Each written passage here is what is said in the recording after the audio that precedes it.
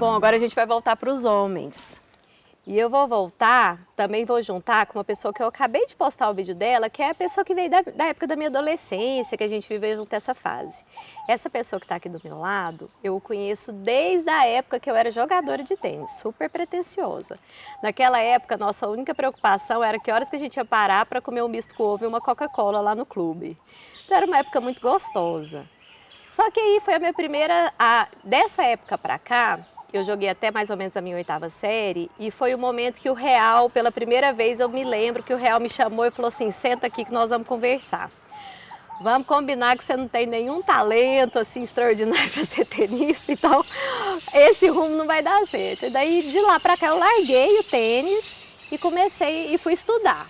Assim, aí resolvi ser dentista, enfim, tomei outro rumo. E nessa fase a gente se separou. Eu vou deixar quem está aqui do meu lado falar quem que ele é. E primeiro eu falo assim, é Gustavo, é Grilo, né? Grilo. E ele vai contar aqui que ele é. E dessa fase que a gente se afastou, que eu fui para um rumo, ele foi para o outro, eu achei que ele tivesse continuado no tênis e parece que ele também se afastou e eu queria saber como é que foi isso. Bom, Quem que é esse Grilo aí? Eu conheço a Leninha bem antes dessa 8ª série. Na verdade, eu conheço ela desde a 5ª para a 4ª série, mais ou menos. Na verdade, ela fazia 4ª e eu fazia 5ª. Ela estudou no Marista também? Foi. Né? Não, mas a 8ª série foi quando eu tive que tomar uma decisão. A gente se conheceu na escola e aí depois acabamos que fica mais próximo por causa do tênis, dessa fase de adolescência, de treinar, de jogar lá no clube, lá no country. E a gente jogava todos os dias, todo mundo ia para lá todos os dias, era equipe grande. Ficava lá no clube das 2 até 8 horas da noite todos os dias, sábado e domingo, sábado manhã e tarde, domingo de manhã. E foi bem legal. A vida era tênis. A vida era tênis. E assim, tinha as festas, tinha os acampamentos, tinha tudo ali, né? Nessa época era muito bom. Nossa, era muita gente envolvida. Parece que os pais envolviam mais e participavam junto com a gente. Era muito bacana, muito bacana. Foi uma das melhores épocas da minha vida, com certeza. E assim, Grilo, eu vou te chamar de Grilo, né? É Gustavo, mas é Grilo. Porque, de onde que veio o Grilo? Do tênis. Sério? Daquela época? Tinha um menino que jogava tênis com a gente, que era o Jean, não sei se você lembra dele. Não, isso eu não lembro, não. O Jean e a Cíntia, eram 2 irmãos gêmeos, do olho verdinho, você lembra? Não, dele, esse eu não lembro. E aí, ele era aqueles meninos mais velhos que judiava dos mais novos, e ele vinha me pegar e eu saía pulando cadeira, mesa. Aí ele falou, você parece um grilo. Sério? É bem desde essa época? Desde essa época ele pegou e nunca mais, e assim, eu nunca grilei. Nunca grilei de me chamar de grilo. E ao mesmo tempo você grilou? Grilei, fiquei o grilo pra tudo, assim. Hoje, é igual você falou, grilo ou Gustavo, é grilo. Em lugares públicos, se alguém me chamar de Gustavo, eu nem olho. Então é igual eu, tamo junto. Mesma coisa. Doutora Maria Helena. Doutora Maria Helena, só você. Mas, Grilo, essa época, o que eu mais guardei dessa época, assim, o tanto de amizade que a gente fez e que ficou até hoje, né? Isso. Tem muita gente que vem desde essa época, mesmo que a gente se afastou uma época, a gente voltou e muita gente. Era muita. Na verdade, a equipe era muito grande, a gente ficava junto o dia inteiro. Na época a gente tinha, não sei se você vai lembrar, eram 90 crianças no clube. Nossa, eu não lembro disso. Era muita gente e acho que era uma época muito importante na vida de todo mundo, né? Assim, de cultivar amizade, de estar envolvido com o esporte, que eu acho que foi o principal. E acabou que os pais de todo mundo se conheciam. Se a gente pegar a maioria desses 90 crianças, todos os pais se conheciam. Todos. É raro ter um pai ali que não se conhecia. E foram amizades maiores amizades de alguns pais e amizades um pouco menores de outros. Mas assim, os filhos eu acho que desenvolveram amizade grande. E hoje eu tenho contato com a maioria das pessoas que treinaram na minha época. Do Jean, que pôs o apelido de grilo, eu não tenho, infelizmente. Quem sabe agora ele não aparece. Mas assim, muita gente que é dessa época eu continuo tendo contato e é bom. Ô Grilo, e de lá, aí você saiu, você parou, eu fui ser dentista. Então, eu treinei até o meu 2º ano. Até o 2º ano no ensino médio, né? No ensino médio eu treinei, aí eu parei de treinar, foi o último ano, eu parei de treinar. Aí eu cheguei a eu voltei, com 17 para 18 eu voltei a treinar. treinei, foi até a época que eu estava assim, que eu estava achando que eu estava jogando melhor. E parei, larguei mesmo com 18 anos, assim, eu parei, meu pai falou, ó, agora está na hora de, você vai estudar ou você vai jogar. Meu pai foi bem tranquilo, falei, não pai, vamos estudar, que tênis é muito difícil. E assim, hoje, eu falo isso para todo mundo, eu até me arrependo de ter parado.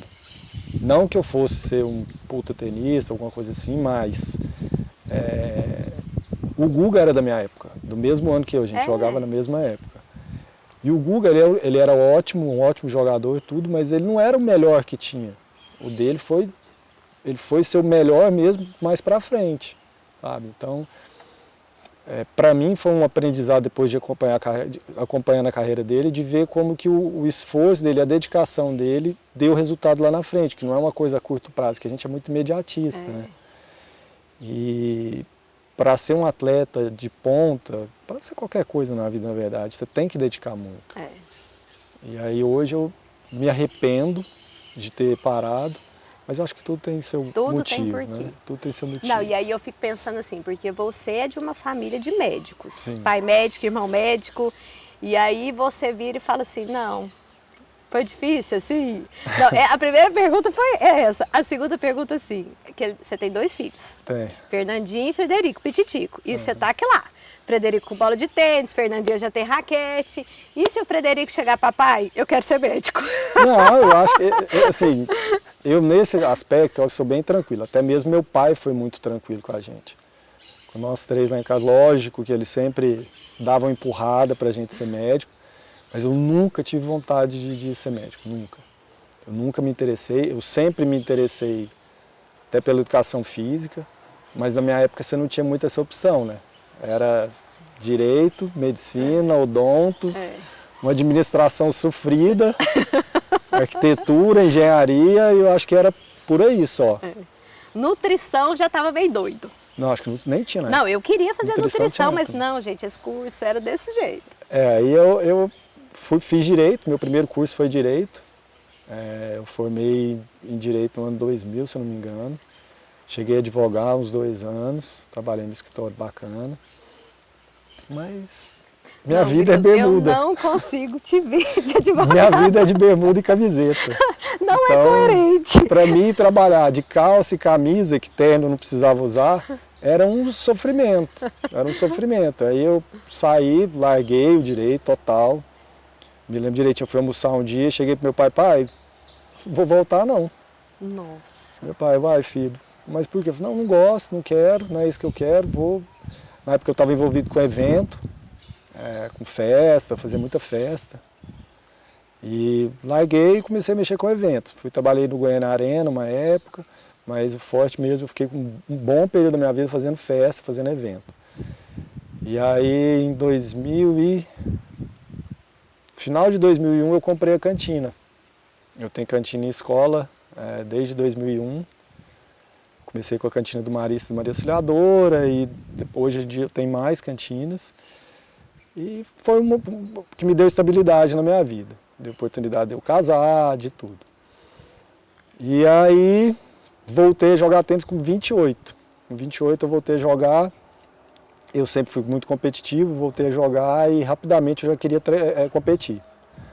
Vontade de competir. Comecei a treinar mesmo, fazer o treinamento. Fui melhorando, voltei a jogar primeira classe aqui em Goiânia, eu nunca fui campeão aqui em Goiânia de primeira classe, mas jogava um nível razoável. E um dia, já com uns 36, mas já tinha uns 8 anos que eu tinha voltado a jogar, que eu estava jogando bastante, um amigo meu pediu, você podia me ensinar isso? Não lembro se era forehand ou backhand, direita ou esquerda, aí eu falei, não, vamos. Aí fui com ele para a quadra, funcionou, ele gostou, falou assim, você podia me dar aula? Eu vai. Vamos. Aí comecei meio na brincadeira com 1, 2 pessoas. Fui gostando, fui vendo que eu tinha jeito. Aí comecei a pesquisar como que seria para dar aula de tênis. E é obrigatório você ser formado em educação física, ter CREF. Beleza, vou embora estudar de novo. Tá fácil. Vou embora estudar. Na época tinha uma amiga minha que ela tinha acabado de parar de estudar para concurso, a Vanessinha. Falou, não vou mais estudar para concurso, vou fazer educação física. Eu falei, uai, Então, tamo junto. vamos embora junto. Fizemos o curso inteirinho junto, a gente formou em 2 anos e meio, 3 anos. Rapidinho. Foi, porque a gente era portador de diploma, então a gente pegava muita matéria. Então formei rápido em educação física. E durante esses 2 anos e meio, 3 anos de faculdade, eu fui fazendo cursos da Confederação Brasileira para ter uma certificação, né, nacional. Hoje minha certificação eu sou nível 2 ITF, que é o possível no Brasil, é o mais alto que tem. Depois eu fui para a Espanha, fiquei uma temporada lá na Espanha trabalhando na academia. E aí voltei e dando aula desde então. Firme. E aí acabou que virou uma outra fonte de renda para mim muito boa e é minha paixão. Que você ama, né? Isso aí não tem jeito de eu falar outra coisa não, é o que eu amo lidar com gente, eu amo as cantinas, é muito bom, eu falo porque hoje em dia eu estou mais afastado, mas hoje onde eu me realizo plenamente, que não dá, tem gente que até irrita, fala assim, cara, como é que você fala que você vai trabalhar, você vai dar aula de tênis? Pois é. Não, e a gente encontrou de novo nessa época, porque aí primeiro foi o meu filho, Luiz Eduardo Dudu. Mãe, eu quero voltar para o tênis, que ele fez pequenininho, voltou e a gente se reencontrou. Lá no country a gente começou a aula de novo. E aí eu também fui, a gente começou, e aí você veio com o propósito da Clop. Qual que é o propósito da Clop? É uma escola de tênis? Clop é uma escola de tênis, uma academia, uma escola de tênis. Eu acho que ela é uma academia para alguns e uma escola para outros. Eu acho que para criançada e para adolescente ela é uma escola. Para os adultos é uma academia, sabe? Um lugar de... eu acho que é bem distinto um do outro. É uma formação, a parte de escola é uma escola de formação, porque o tênis não é só um esporte, ela funciona como um educativo para a vida, para tudo. Também acho. Sabe? E a parte de academia é uma parte mais social, mais de diversão, de extravasar, de se divertir. Que aí já são meus alunos mais velhos. Eu não. Eu não sou dessa turma. Não. Mas assim, eu vejo você nessa história de... Eu como mãe, a coisa que eu acho mais difícil que é o processo da mãe é de desapego, de afastamento, de cortar o cordão umbilical. Eu vejo isso, Leninha, eu vejo não, isso. Comigo não, eu estou muito melhor, não vem não. Então a gente tem essa dificuldade. E eu sempre acreditei eu sempre pensei, acho que eu fiz isso de uma forma instintiva, de uma forma processual, de etapas, que eu acho que tem os dois, assim, a gente tem que ter processo para fazer isso, tem que ir devagar. E eu sempre quis me cercar de pessoas que, quando eu não estivesse perto, elas falassem mais ou menos a mesma língua, valores, princípios. É claro que não são os mesmos, mas que a gente se cerca da mesma energia, para que na minha ausência eles escutassem essas coisas que eu acredito também. E eu acho que isso é um afastamento saudável, que ele é processual e que ele é saudável. Então eu confio muito em você, porque eu acho que a gente bate muito essa bola, né? Assim, e você fala muito a língua dos meninos, você aproxima, acho isso muito bacana. Apesar de ter dia que eles me contam umas coisas que eu falo, não é possível que o Grilo fez isso. E ama, né? Ama. Então eu acho que você, com essa formação sua, com a Clop, eu acho que ainda acho que essa é a ideologia, sabe, Grilo? É assim que eu vejo. E que eu fico, tanto é que ele está lá todo dia, né? Todos os dias. Todo dia lá firme. Mas está lá depois dos funcionários de mim é ele. E aí eu tava... Você quer falar mais alguma coisa da Clop? Fazer mais Não, alguma... a Clop foi o seguinte, a ideia... eu sempre namorei a ideia de ter uma academia, de ter um espaço meu. E aí quando teve o começo da pandemia o ano passado, que foi uma época que eu não tinha mais onde dar aula, eu fiquei muito preocupado, porque as cantinas estavam fechadas, a minha única fonte de renda teria que ser o tênis. E aí lá no clube, lá no country, que eu fiquei maravilhosos anos, estava amarrado, porque fechava, abria, a gente ficava morrendo de medo. Tem um limite de quadra e eu tinha muita procura. Aí eu falei, você quer saber, eu vou montar uma academia. Aí comecei a olhar lugar, começar a fazer orçamento, e aí eu tive a sorte de achar o lugar que eu achei, que é um lugar espetacular ali no setor Pedro Ludovico, perto de tudo. E achei o lugar, achei uma pessoa que investisse, no caso meu pai. O seu sócio. Meu sócio, na construção da academia. E graças a Deus está dando certo. Super, né? Bem, super certo. E nem abriu ainda. E nem abriu, sabe? Nem abriu, a gente ainda está em fase de construção. Lógico que o grosso está pronto, está funcionando, mas eu não lancei oficialmente, sabe? E tá bem bacana. Sabe? Bem bacana. Eu acho que o astral lá é legal. Eu acho que a perspectiva é muito boa e tem a oportunidade de crescer, né? Tem a oportunidade de crescer lá. Eu não vou crescer para outros lugares, vou crescer lá. É porque é muito você, né? Eu muito acho que é minha muito presença, você. é muito minha presença, Essas eu coisas gosto de que estar são muita envolvido. gente, é muito difícil crescer muito, Isso. né? Eu nem tô querendo que você cresça muito, Não, pra você eu não tô perder o satisfeitíssimo. foco. Estou satisfeito. Então eu queria finalizar com uma parte que eu li de um filósofo indiano que chama Sri Ram, que ele fala dos preceitos de um mestre. Ele fala uma lista, eu não vou saber a lista inteira, mas 3 me chamaram a atenção. Você também não queria ter todos não, né, Grilo? Não. 3 eu chamo a atenção, assim, que um mestre, primeiro que ele fala muito assim, que todos nós precisamos de mestres, que na verdade são pessoas que nos inspiram e que a gente às vezes muda durante a vida, mas a gente precisa de alguém para olhar e falar assim, nossa, né, para apontar um caminho para a gente. Então ele fala que o primeiro preceito é que essa pessoa, ela não pode se contentar. Ele não é uma pessoa que se contenta, ele sempre está descontente, mas do ponto de vista de eu quero mais, assim, eu quero mais, eu quero fazer mais e tal. O segundo preceito é que ele não vai com você no caminho, ele te aponta o caminho. E até tem uma fala de Buda que o Buda fala assim, quando eu apontar uma estrela, não olhe para o meu dedo, olhe para a estrela. Eu acho que você faz isso muito bem. E o terceiro, que eu acho que é o principal, é que um mestre, ele não pode estar longe demais a ponto que a gente o admire e não consiga chegar, ele tem que estar perto, mas ao mesmo tempo ele tem que estar afastado, porque ele tem que ser melhor que a gente, mas ele tem que ser, do ponto de vista assim, de mostrar um caminho. Mas ele tem que falar a nossa língua, ele tem que saber estar junto. E eu acho que você super fala a sua língua, até mesmo quando você joga a raquete no meu filho, que ele fez alguma coisa errada. Então eu acho que você fala muito a língua. Então eu confio muito no seu trabalho. Obrigado. Eu acho que eu adoro, assim, todo mundo que eu trago aqui na Sombra da Árvore eu gosto mais da energia, mas eu entrego um dos meus maiores tesouros para você todos os dias, porque eu confio muito. E ele já é um grande tenista para mim. Isso aí foi uma coisa que você falou para mim que me marcou. Você falou para mim que ele já é um tenista. E ele já é um tenista. Ele já é. Ele já é um tenista. Independente do que acontecer, ele já é um tenista. Para o resto da vida dele, ele já é um tenista. Ele marcou também o dia que você me falou isso.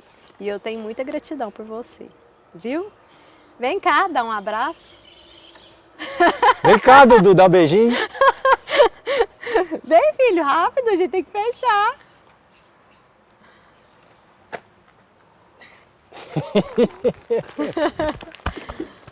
E em mim. Valeu, Grilão. Obrigada. Valeu.